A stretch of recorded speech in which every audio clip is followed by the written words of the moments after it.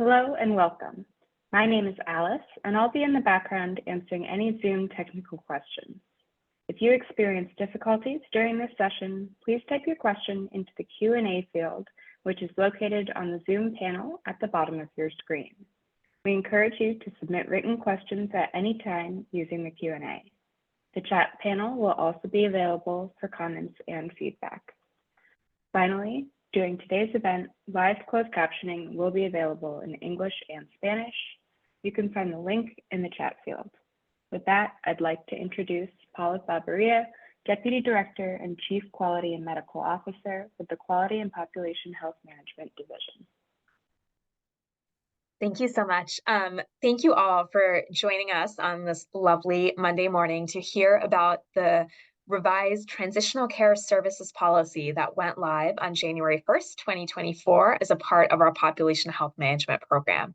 Before we kick into the details and the update, I will just say that I think Transitional Care Services is probably one of the hardest parts of our Pop Health program that we are trying to implement. I can say as a clinician, both having worked as a hospitalist and as a primary care provider, when I think about those really tough patient situations where we know something could have gone better and gone differently, usually it ties back to a poorly coordinated discharge where we didn't get someone in fast enough to follow up on whatever condition they were hospitalized with, or there was a medication error and medication reconciliation wasn't done, or an individual got home without all of the DME and equipment they needed to thrive post-hospitalization. And so we also know this is one of the hardest areas of health policy and clinical care delivery to transform because it really requires a lot of fragmented parts of our healthcare system working effectively and seamlessly together, from hospitals to nursing homes to primary care providers to health plans.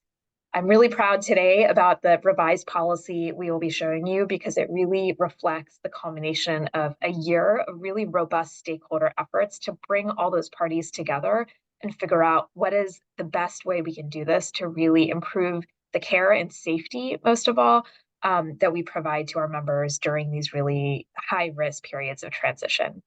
So really excited to introduce Bonnie Kwok, who is a medical consultant on the Quality and Population Health Management team, who's going to be walking us through all of the final policy, and really look forward to all of the questions and dialogue that you all will help us have as we get to the Q&A. Thanks so much, Paula. Appreciate your introduction. I'm Bonnie Kwok. As Paula mentioned, I am a medical consultant in the Population Health Management Division and the Transitional Care Services lead. I'm a family physician by training, and prior to joining my role here at DHCS was a primary care provider in FQHC, and very excited about sharing more with you on these updated transitional care services policies. Really looking forward to having a robust discussion today. So on the agenda, I'm going to provide an overview of transitional care services within the Population Health Management Program, a brief explanation of our phased approach for launching our transitional care services policies. We started off on January 1st, 2023 with our high-risk members, and as of January 1st, 2024, we have expanded these transitional care services to all members.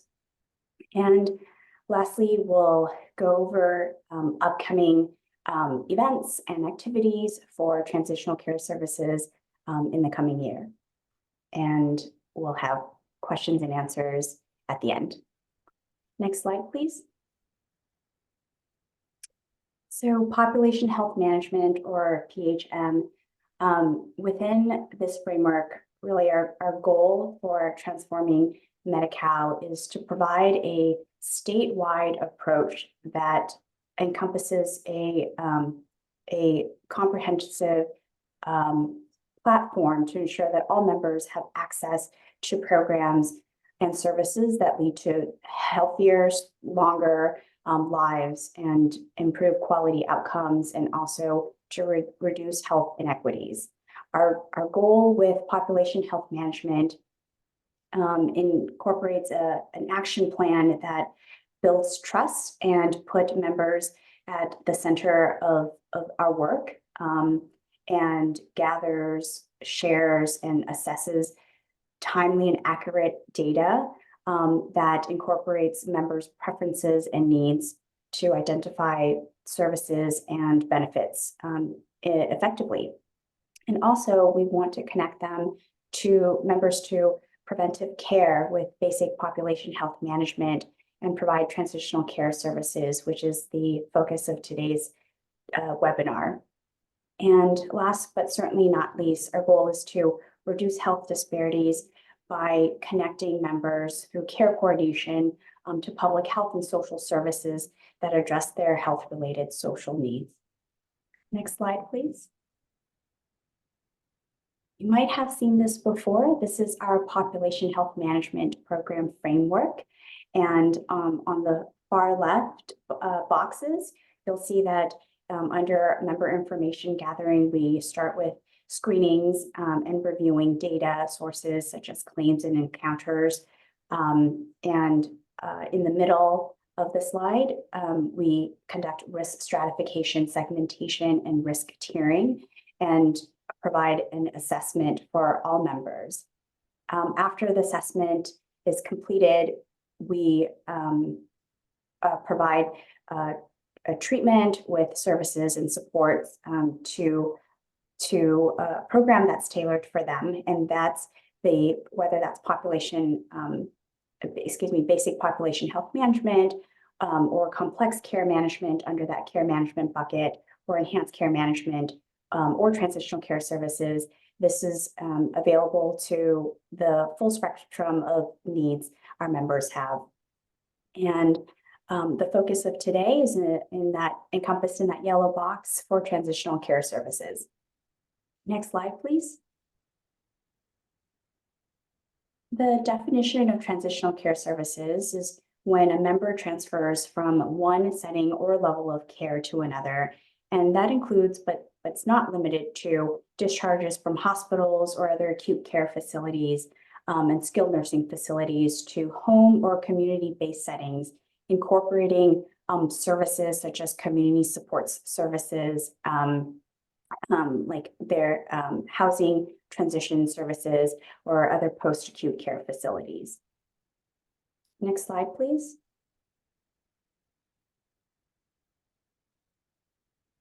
Our goals for transitional care services is threefold. Really, we want to get our members to that least restrictive level of care possible that meets their preferences and needs. And we want to provide the needed support and coordination to have a safe and secure transition. And lastly, we want to make sure that these connections to services and programs help them be as successful as possible in that new environment. Next slide, please. So going back to what I mentioned in the beginning about our phased approach for transitional care services requirements. We started on January 1st of 2023 for our high-risk members, and we highlighted the care coordination is one of the most important aspects for our high-risk members in receiving transitional care. And our goal is to have all high-risk members receive this single point of contact or care manager services to assist in that transition, and that started on January 1st.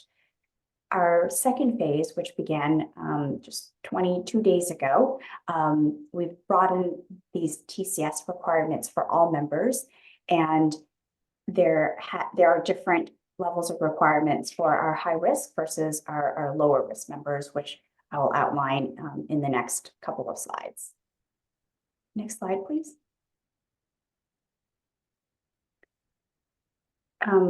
Our high risk members, our transitional care services requirements for all members began January 1st, 2024. And our high risk members, Those groups are defined here in blue, and that includes members with long-term services and supports needs, those who are already enrolled in care management programs such as enhanced care management or complex care management, children with special health care needs, all pregnant individuals up to 12 months postpartum, seniors and persons with disabilities, and those members who have been deemed high risk by the risk stratification, segmentation, and tiering. On the right, you'll see members with severe mental health conditions, those with substance use disorders, members transitioning in and out of skilled nursing facilities, and members who are identified as high risk by a discharging facility, such as a hospital or a skilled nursing facility. Our lower risk members are those who don't fit any of these categories for the purposes of transitional care services. Next slide, please.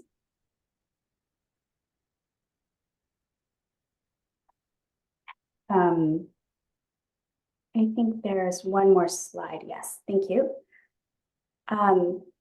So beginning of this year, plans are required to implement transitional care services for all members, and that they are supported from the discharge planning perspective until they're connected to all the needed services and supports for their transitional care needs. The general plan requirements for all members are in yellow. So plans need to know when a member is admitted, discharged, or transferred to ensure that members are evaluated for all care settings appropriate to their needs, ensure that the completion of discharge facilities discharge planning process is in place, and that after discharge, they have primary care follow-up. Also, plans should ensure that referrals to other services, including care management programs such as enhanced care management, community supports, other waiver agencies, those referrals are in place and followed through, and also to ensure timely prior authorization. The main difference, as you'll see in the next slide, between high-risk members and low-risk members is that, I'm sorry, we can go back to that one slide. Thank you. The main difference is that high-risk members have a lead care manager, or a single point of contact. For our lower-risk members, we do have requirements for plans to staff a telephonic team for a minimum of 30 days to support these members during this transitional period. For both high and low risk members, our goal is to have the necessary follow-up. That includes primary care follow-up post-discharge and following up on the referrals and follow-up as needed. And that process includes having a medication reconciliation completed as well. Next slide, please. This is a very detailed slide, but this outlines the main requirements for high-risk transitioning members in blue and the lower risk members in green. I'll start off with the blue, our high-risk members. As I mentioned in the previous slide, the main takeaway is that high-risk members have a single point of contact or lead care manager. And if they're already enrolled in a care management program, such as enhanced care management or complex care management, that lead care manager will also be their transitional care services manager. The plan is responsible for identifying who that lead care manager is.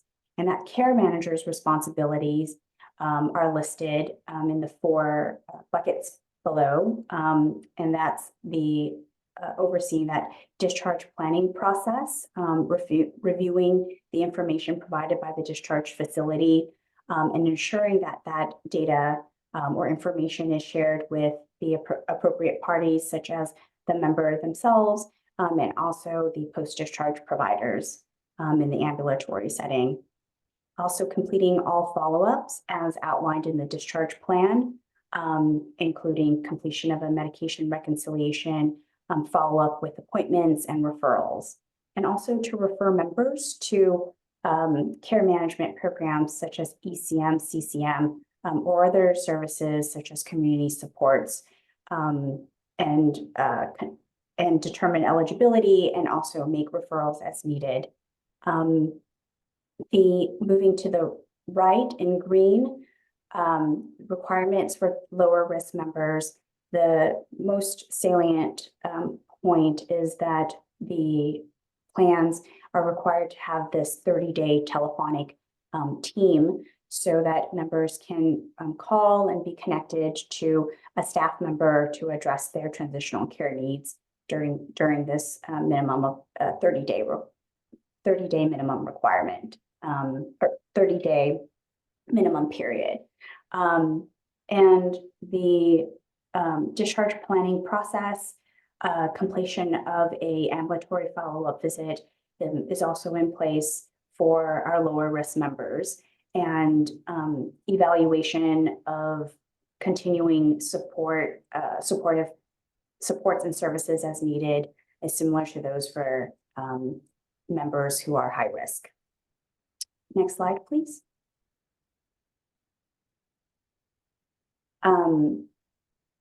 So in order to effectively implement transitional care services, we've had multiple opportunities to engage with various stakeholders to get their feedback and input and see what's really happening in the field. And what we've done so far is conduct a survey with stakeholders, I believe last fall, to get their feedback on how transitional care services was going for our high-risk members. We've also updated our transitional care services policies and published an updated population health management policy guide, I think back in October of 2023. And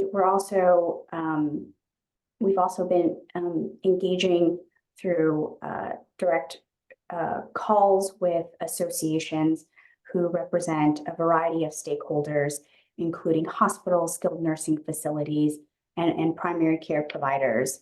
One example of what we've learned as emerging or innovative practices includes daily sharing of eligibility of a file that includes members' eligibilities from hospitals to plans containing specific data elements to help with this timely exchange of data. And we want to make sure that we're clear we're here to provide ongoing technical assistance as needed, and really we see our role as just gathering information, finding what best practices there are, eliciting feedback on specific pain points so that we can provide more TA. Next slide, please. That's the end of our slides, slide deck, but we really want to make sure that we have time to get your questions and feedback. I have some questions here, but I'm happy to just see what questions you have in the chat. And if there aren't any, we can take on these questions. Hi, Bonnie, I think we're gonna start by sharing some of the questions with you all.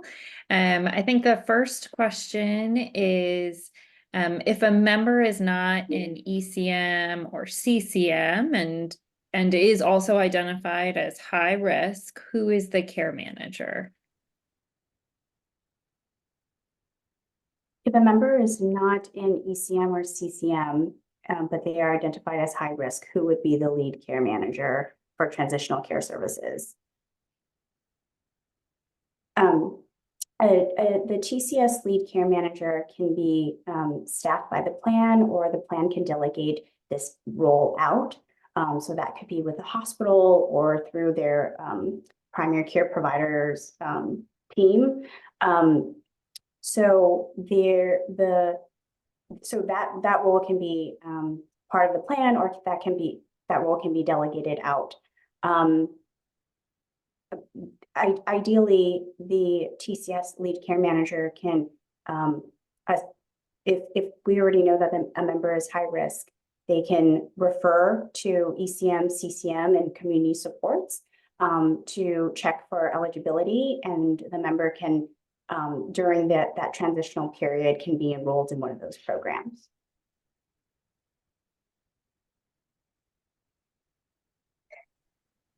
And I think this is implied and covered in some of the slides Bonnie went over, but I will just reiterate that if a member is high risk, the requirement is that they have a specific dedicated named individual. Obviously, if they're an ECM or CCS, that individual should be the same as their already assigned care manager. If they're not in ECM and CCS, there has to be, it can't just be a random, generic email or phone number. It is a specific human being who's responsible for that member.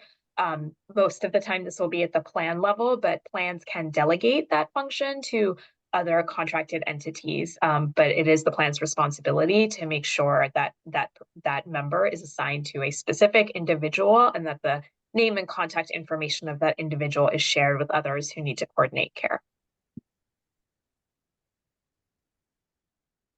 Thank you, Paula. Thank you, Bonnie. Our next question is from David. What data reporting is available to assess implementation, and what metrics are being used? We currently have two measures. One is through our incentive payment program, or IPP. That's a, excuse me, a 3-year program that supports the implementation of enhanced care management and community supports through Medi-Cal managed care plans. And one of those measures is a 7-day hospital discharge follow-up. We also have our population health management monitoring key performance indicators, and one measure is follow-up with lead care managers, I believe also within a 7-day period. Those are the two that we're tracking. Monitoring and data collection and reporting is really a key focus area for us at DHCS. And we've recently launched, or excuse me, we are going to launch soon our CalAIM dashboard, and that includes enhanced care management measures as well. And so we're working on being more transparent with the data that we collect and receive from plans, and we want to show that what their progress is, and key areas of focus, including transitional care services. Paula just went on mute, so I'm gonna. Yeah, and I'll just, obviously, you all know we love data and we love measurement, but we also really are mindful of not adding to the reporting burden, especially for our plans. And so there are other measures that we already collect that, aren't necessarily appropriate to track month to month, but should improve as transitional care services rolls out. So we already receive data from all of our health plans on readmission rates, plan cause all readmissions, which should improve over time with the effective rollout of transitional care services. Similarly, as Bonnie lifted up, all pregnant and birthing individuals are considered high risk, right? So if they have a dedicated care manager, there is no reason that our postpartum visit rates should not steadily improve over time with that additional support and navigation through transitional care services and getting to that postpartum visit. We are also working with our hospital partners and are interested, are there other perspectives that we need to consider, such as admin days or avoidable days that are also sort of process measures on how effectively plans and hospitals and other discharging facilities are working together to navigate transitional care services. So lots more to come in this domain as we start to ramp up monitoring and publicly sharing that data over the course of 2024. And I will just, I saw, so I'm going to jump ahead because we have been talking about the 7-day post-hospital discharge measure, which many of you have heard me speak before. This, along with FUM and FUA, is one of my favorite measures. And the question is, we are hearing more and more from our TCS team, as well as providers, that PCPs and specialists are highly impacted. And it is extremely challenging to complete an ambulatory appointment 7 days post-inpatient discharge. Hence, we are requesting if DHCS can reconsider changing the requirement to scheduling an ambulatory visit and not completing the visit within 7 days. So I totally hear the question. We had a lot of back and forth around this. And I will say, I think this is a process measure, right? So we do not expect 100% of individuals to be seen within 7 days post-discharge. That's not sort of the threshold that we are holding plans accountable to. There are always going to be scenarios where someone misses an appointment, doesn't show up despite the best ability of all of the healthcare providers and system involved. And so the target is not 100%. But we will be looking at how, in general, plans are performing across the state and really looking for outliers. Where are there plans who are doing this really well that we can learn from and share those best practices? And where are there plans and facilities that have really, really low rates that are clearly not, at the performance level that everyone else across the state has been able to achieve, where we need to focus our monitoring and compliance efforts. I will also say the 7-day number is not made up out of thin air. There's actually robust evidence and literature that supports, especially for duals, low-income populations, and vulnerable populations, the 7-day post-hospital discharge follow-up. And I will also lift up our equity and practice transformation payments program went live. We know that there are access and workforce issues across the state. There are also numerous solutions and best practices, again, in the literature, in our state, in facilities that have figured out how to improve access for post-hospital discharge, how to improve timely access to primary care. And we will be certainly supporting the primary care practices that were accepted into the equity and practice transformation payment program in making that change. But we also look forward to our plans and providers on working on those improvement efforts, in the months and years to come as well.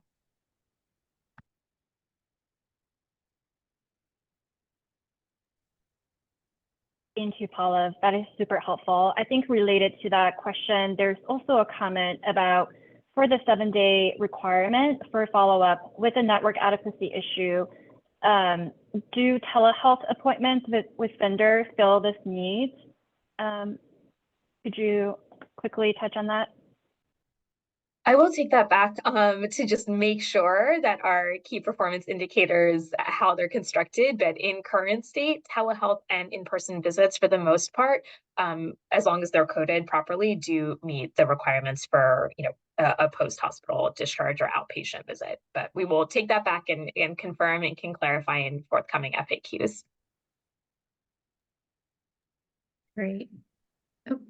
No, I will just add, the goal is to get the member the care they need. And so there certainly are urgent care models, telehealth models that can ensure some of the safety aspects of post-hospital discharge follow-up, such as ensuring that the member's needs are met, that they have the DME, that medication reconciliation is done. And we totally support that.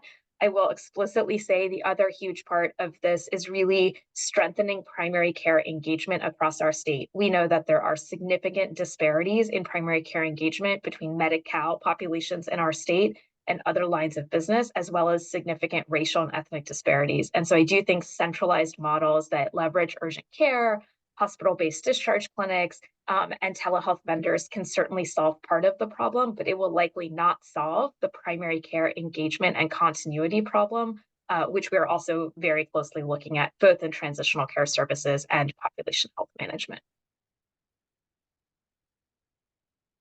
Thanks. Switching topic questions. There's a question in the chat about the role of the medical director / physician at the plan and what their role is in transitional care services, with a request to clarify what that is, So it's clear to those who are non-clinicians in plans to not squeeze out the importance of the medical directors and their quarterback role in transitions of care. So a little bit of comment on the role of the medical director.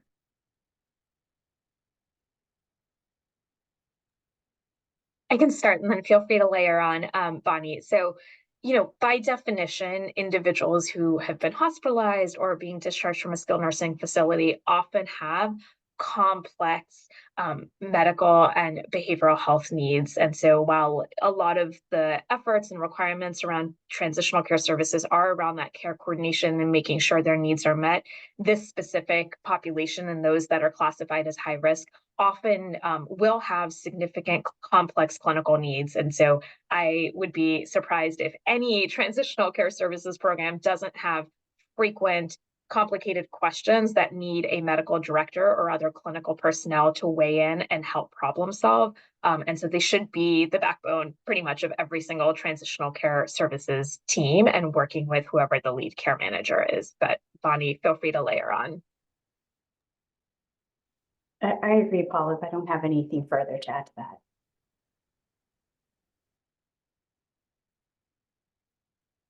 Thank you both. The next question is on a slightly different topic in terms of roles and responsibilities for transitional care. The question is, who completes the discharge plan and discharge risk assessment for a member? The discharging facility is required to complete the discharge risk assessment and the discharge plan, planning document. It is the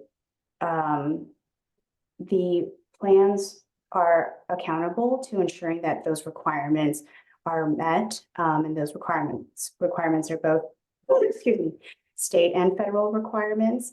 So again, it's the facilities who are required to complete the discharge plan and discharge risk assessment, but plans are held accountable for ensuring that those requirements are met.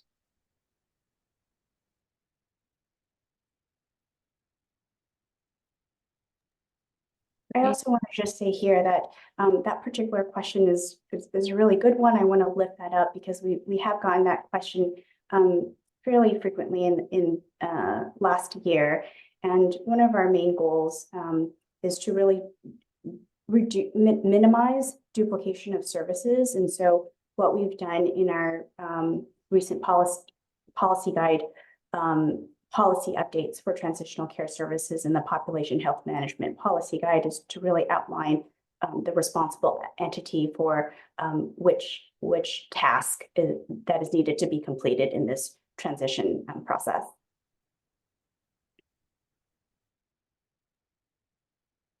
Thanks for helping to clarify that. Another question actually related to coordination and data sharing with different entities is came up around the lead care managers have been having difficulty communicating with hospitals and facilities due to the organization's privacy requirements. Oftentimes, lead care managers may not have assigned ROI ready for the facility to coordinate the transitions of care. Is there any way to address this or to educate hospitals or facilities regarding ECM providers and their responsibilities of transitions of care management? So difficulty between the discharging facility and the lead ECM care manager, communication and data sharing. Thanks for that question. If I could simplify the transition process or the discharge planning process, it would be a main goal is just to have the name and contact information of the lead ECM care manager or the lead TCS care manager, who may also be the ECM or CCM lead care manager. It's the name and contact information. And really what we're working on is how to increase that communication between a discharging facility like a SNF or hospital to connect with the plan, most often lead care manager. And what we've heard in terms of emerging or innovative practices or best practices is having a lead care manager, sometimes even embedded in the hospital. So they're working alongside each other. But we're really trying to increase the exchange of data through signed agreements such as the Cal HHS Data Exchange Framework, Data Sharing Agreement. I think that for plans that, and most organizations, not all, the deadline to sign that is January 31st of this year. So we're trying to increase the exchange of information, not just member information, but lead care manager information. So that's included in that data exchange for ease, efficiency, and efficacy in this process. That's all. Thank you, Bonnie. We have a few questions related to facilities discharge planning documents requirements. And so the questions are, how does the plan ensure facilities discharge planner and discharge documents meet all transitional care requirements, especially if the facilities are non-contracted? And will there be any formal communication with these clarifications? And then relatedly, how does the plan ensure facilities discharge planners and discharge documents meet all those requirements? Those include, name and contact information for the members, care manager for transitional care services, especially for out-of-work facilities. There were a lot of parts in that question. I'm going to do my very best to address as much as I can. I think that this is also a really important question about the quality of information shared by the discharging facility. And I'll start with the high-risk for the high-risk members. The requirement for plans is to have that single point of contact with lead care manager, and their responsibility is to review the completion and accuracy to meet these TCS requirements. They must do that for every high-risk member. Our goal is to have timely and accurate information shared between hospitals and lead care managers. I know that I fully recognize also as a provider that that's sometimes challenging, that there could be data lags such as sometimes several day delay or more from the lead care manager receiving documents from the hospitals. And so I showed in that slide, I forgot which one, but it was these specific data points that a hospital is sharing with a plan, and they're working on this innovative practice of having daily feeds so that they can be as up to date as possible. I fully recognize and admit that I don't have all the answers to this, and especially being out of network, that could increase the data lag. But this is something that we're trying to address further this year to reduce that data time and make that what is the data that is exchanged accurate as well. There sometimes this wasn't asked in the question, but sometimes the contact information and name of the lead care manager can change. And so in this, to be as thorough as possible, we want to make sure that not only the discharge plan, but also the contact information of the lead care managers is up to date and accurate. And I'll just piggyback off of Bonnie because I see a few questions in the chat about this, that, our explicit goal as a department is to not require any duplicate work, right? So we recognize partly why transitional care services is so thorny is because there are activities that hospitals are doing. There's activities that skilled nursing facilities are doing. There's activities that primary care providers, delegated IPAs, and plans are doing, and it gets complicated. We do not want anyone doing double work. It's more that we absolutely, for the benefit of the member, require and need all of those entities coordinating each other's efforts with each other so that members aren't falling through the cracks. And we recognize that this is an area that's evolving, and depending on what part of the state you're in and what those arrangements look like contractually and otherwise, there are different best practices and solutions.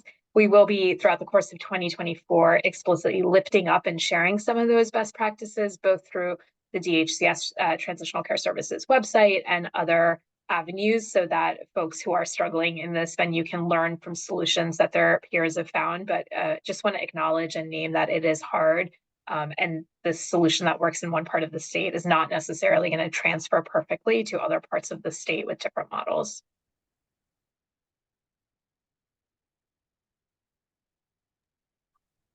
Great, thanks. I think next we have a question about ADT feeds, and was just curious, and then also information sharing from DHCS. So question is DHCS aware of or heard any challenges related to ADT data, as a first question?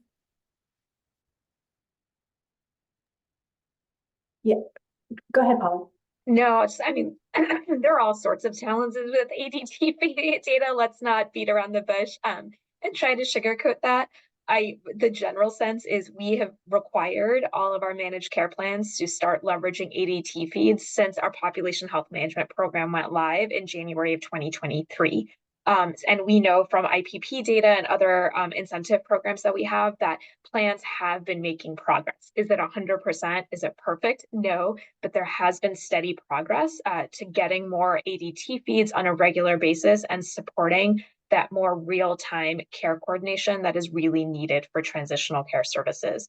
We also recognize that as the data exchange framework and our qualified health information organizations across the state get stood up and strengthened, that will certainly improve and streamline the ability to leverage ADT feeds beyond, in a lot of cases, what is currently plans, having individual ADT feeds with each facility. But Bonnie, feel free to add on.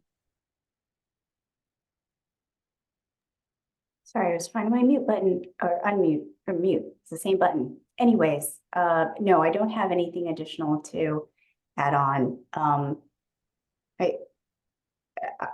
Having worked in systems where they had very successful ADT feeds and systems where they did not,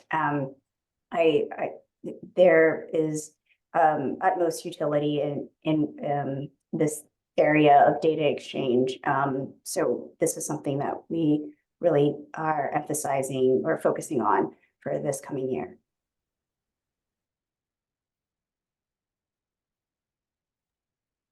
Great. And then also related to data, there was a question about whether, if DHCS, and then if so, what information the daily file DHCS will share from hospitals to MCPs.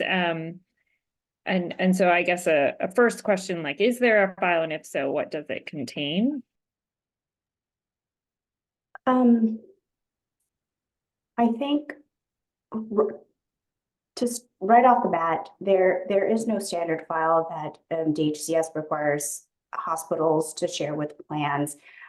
Just for full transparency, really our authority lies with working with plans to implement transitional care services policies, and more indirectly with hospitals, primary care providers, and skilled nursing facilities.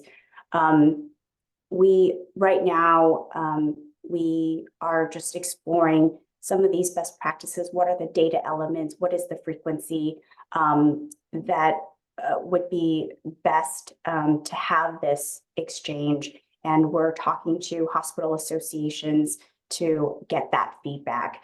So there is no standard file at this time, but we're in the phase where we're collecting more information and hope to share more best practices in the coming months. And I'll just explicitly say that the department does not have any real-time data about hospitalizations. And so really the expectation around that data sharing for now is between managed care plans and their certainly contracted hospitals, but other hospitals that their members may get admitted to.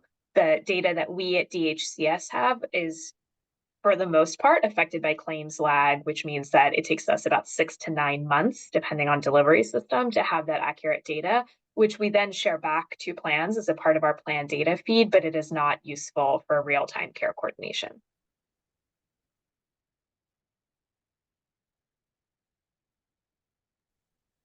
Great, thanks. And then a question related actually to the Justice Initiative and tying to transitional care services. There was a question around for the Justice Involved Initiative, the 90-day InReach services will not go live until October of 2024. And the question is what should transitional care services look like for persons leaving prisons and jails, many of whom could be considered high risk? So whether the transition from incarceration is considered as part of this for transitional care services definitions.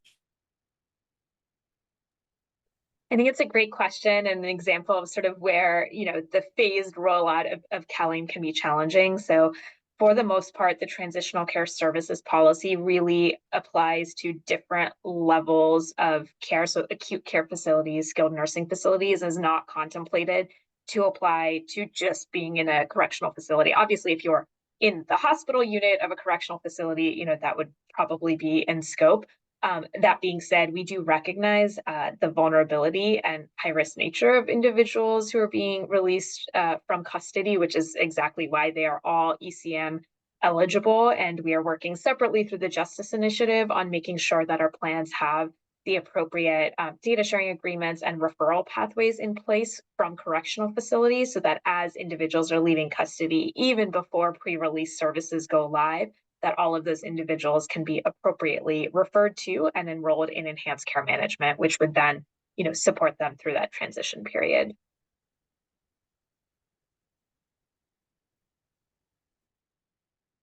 Thank you, Paula. We have a question specifically related to complex care management. The question is there an established time frame to assign a complex care manager to support transitional care services?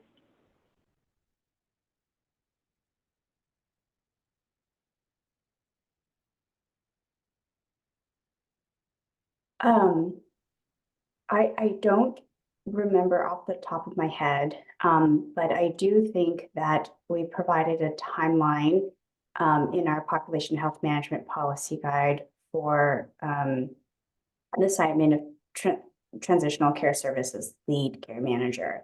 But specifically for CCM, I don't recall. Does Paula or Amy, do you know if there's a specific timeline? We can take that back. I don't believe for complex care management, our policy for the most part aligns with and leverages the NCQA standard. So we can go back and look, but I don't remember off the top of my head a specific enrollment timeline.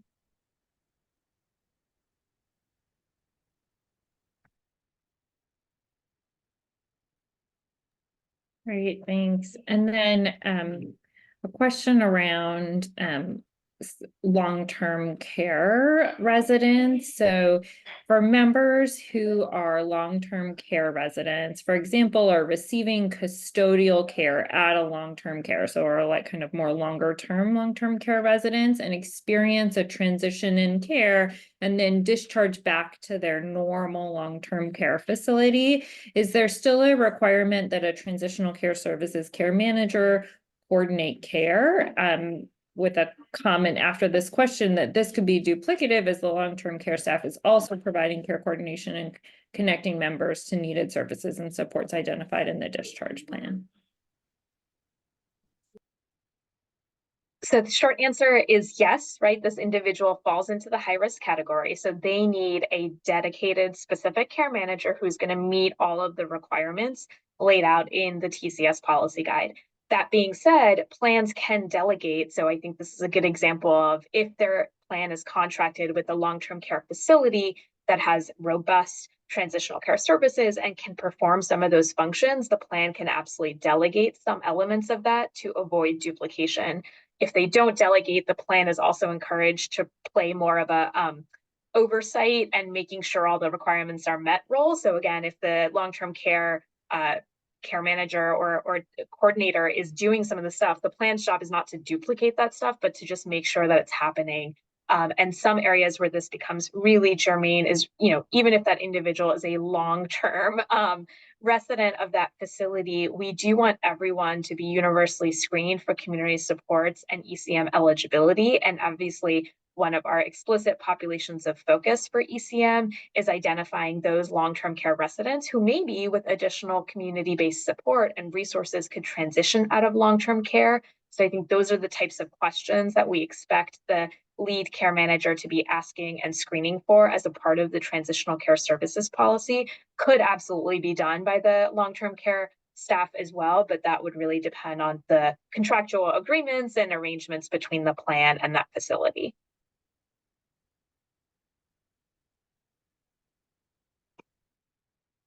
Great. Thank you, Paula. The next question is related to risk assessment. Are there specific tools or assessments that must be used to identify transitions of care needs?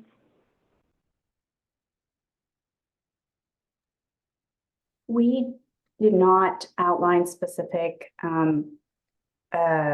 risk assessment tools that can vary across by hospitals or facilities.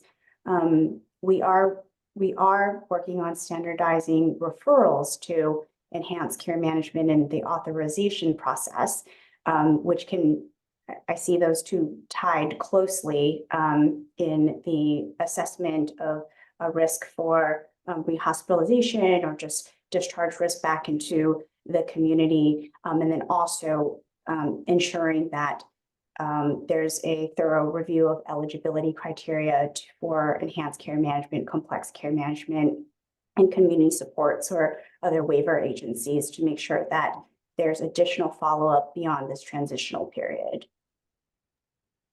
And I'll just add, we really, this is an area where we really got robust support and feedback from our stakeholders in the time from when CalAIM and Transitional Care Services was first imagined to now, and we are going live. There's also been a lot of evolution in federal guidance around transitional care services, as well as Joint Commission requirements for screening for things like risk, as well as social determinants of health. And so if you read the revised policy guide and the new sort of revised transitional care services policy that went into effect this month, it really goes into much more granular detail. But to avoid duplication, we are really supporting and reinforcing that federal policy and Joint Commission standards, which all hospitals in the state are already following, and then really lifting that up. So again, we don't want to do some, state-specific thing that is duplicative and hard to enforce and implement, but we do expect sort of those federal standards to be met and serve as the bedrock for transitional care services.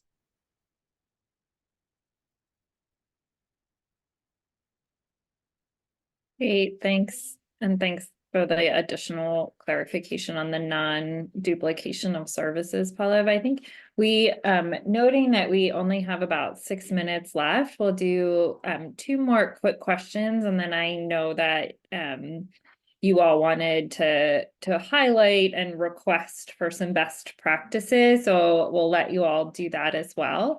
So I think the next question is around who does the medication reconciliation, which is, I know, a key cornerstone for this policy for you all. So does the care manager complete the medication reconciliation or ensure that it has been completed? And I think a clarifying question we've heard before about that, is there 1 medication reconciliation or 2, or what does that look like? It's really the latter, ensuring that the completion of a medication reconciliation is completed. There's a wide range of certification, licensing and training for our lead care managers, and not everyone might be licensed to conduct a medication reconciliation. The goal is to make sure that a medication reconciliation is complete, and that's documented.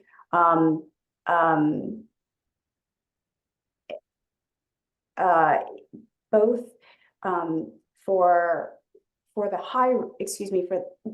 low risk members, we want to make sure that is completed through the primary care provider setting, or in the ambulatory setting post discharge. For the high risk members, we want to make sure that this is conducted in a timely manner post discharge, so that those higher risk members can get their medications, or plans can troubleshoot with prior authorizations as quickly as possible.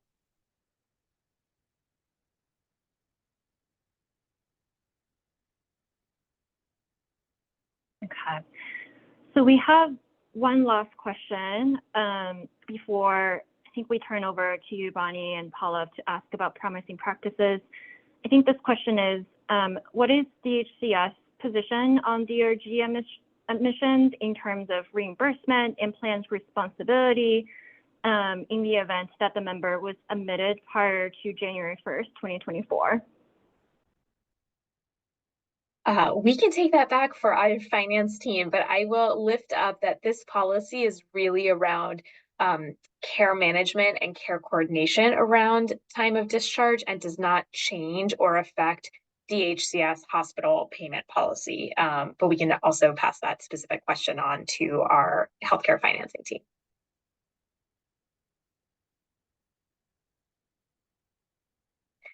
And I will also say, I see all the repeated questions about updates on the PHM service. We hope to share more with you soon. We are not trying to intentionally avoid them or be vague, but as mentioned earlier, when the PHM service launches, it really will, at the start, be using data that DHCS has, which is affected by claims lag. And so, for the foreseeable future, even when the PHM service is live, it will not necessarily solve some of these challenges that we've discussed and heard from you all today around real-time data exchange and notification of admissions, discharges, and transfers.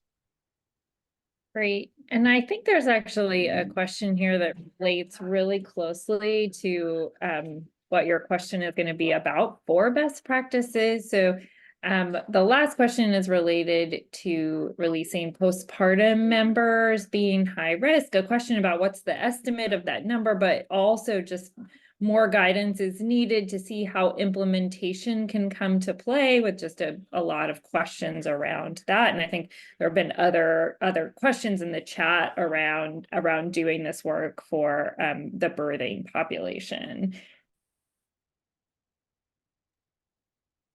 I just so happen to be one of the co-leads for our birthing care pathway, and also the lead for our enhanced care management birth equity population of focus, which also launched on January 1st, 2024. I don't have actual numbers for an estimate for our postpartum population, but for both the birthing care pathway and for the ECM birth equity population of focus, we are focusing on conception until 12 months postpartum.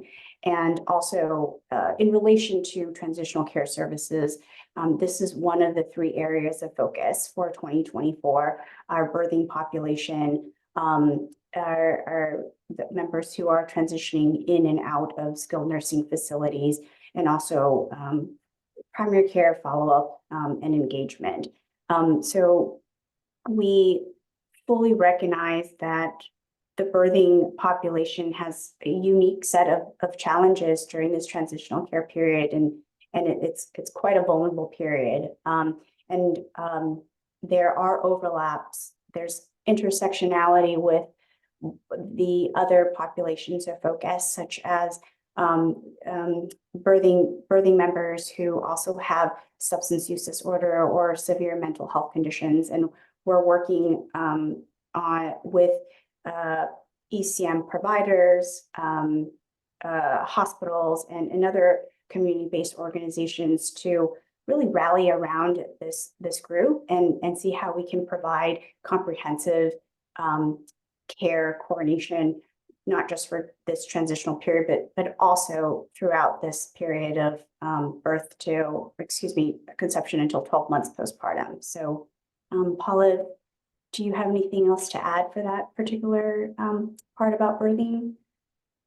No, I think you covered it well. Just really that we, lots more to come, as all of you are aware, and we can drop the link in the chat. Our Birthing Care Pathway project it's sort of in active flight, and we hope to release a policy strategy by the summer of 2024. And for those of you who want more specific numbers about births, we do DHCS have a file on the open data portal. I was looking for it, couldn't easily find it, but it has granular data about all the births that Medi-Cal covers annually. Great, and I think we are actually 1 minute over time. I don't know, Bonnie or Pallav, if you want to wrap up. And Sure. Yeah, no, we don't want to keep you longer. I will just say, this is hard work. If it was easy, we wouldn't be here talking about it and trying to solve this problem. And it is hard work around the country, and the literature is littered with studies upon studies of how you fix transitional care services and really improve care for members. And I'm sure we all have our own personal horror stories of loved ones who've had really bad transitions in care. It is far too common. And so we really need all of your help and support in figuring out those best practices and solutions. Please, if you have figured out something that is working and is positive, we want to hear from you. The slides will include our email address. Please send us ideas and suggestions. And a lot of 2024 is really going to be spent on technical assistance and helping and sharing those best practices. Bonnie, anything that I missed? No, I think you covered it well, Paula. Just deep appreciation for everyone's hard work. And we really look forward to continuing this discussion in the coming months. Thank you. Bye, everyone. Bye.